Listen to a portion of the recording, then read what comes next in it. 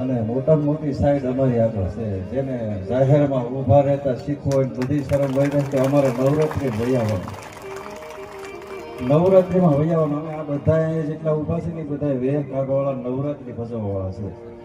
એટલે પછી હવે બધી છૂટ થઈ જાય, ગમે ત્યાં ગમે ત્યારે બોલવું હોય બધી છૂટ કરી હોય ને તો નવરાત્રિમાં એના મેદાનમાં એકવાર આવે ને એટલે માતાજીના અષ્ટભુજાળી જગદંબાના હાથ પડી જાય ને એટલે પછી કાંઈ બાકી રહેતું નથી. એનો અમને આ અનુભવ છે.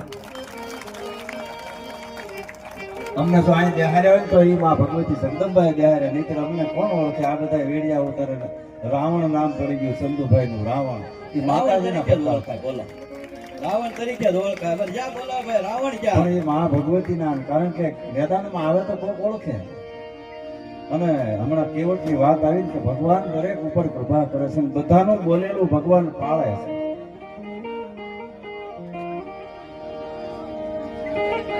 જયારે આપણે નવરાત્રીને યાદ કરીને ત્યારે અમારા ભનુભાઈ એકવાર આવીને છેલ્લે એમ કીધું કે આ છેલ્લી વાર છે, હવે આજ પછી હું કોઈ ત્યાં મેદાનમાં નહીં આવું.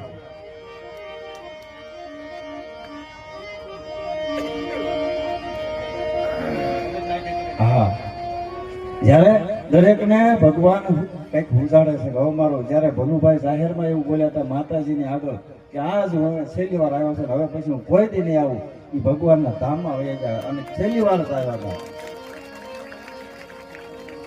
એટલે ભગવાન દરેક ઉપર કૃપા કરે છે, બધાનું બોલેલું પાળે છે.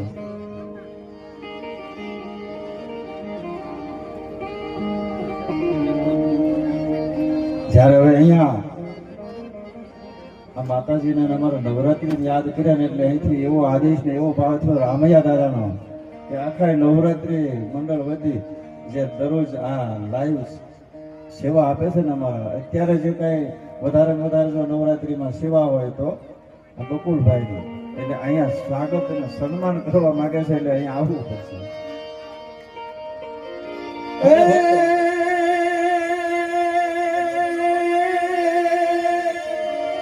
એ જગદંબામાં તો જોડણી મારી જપીએ આવશે અને બકલભાઈ નો ચાલો અડાડીને સન્માન કરશે. પણ હાજા એ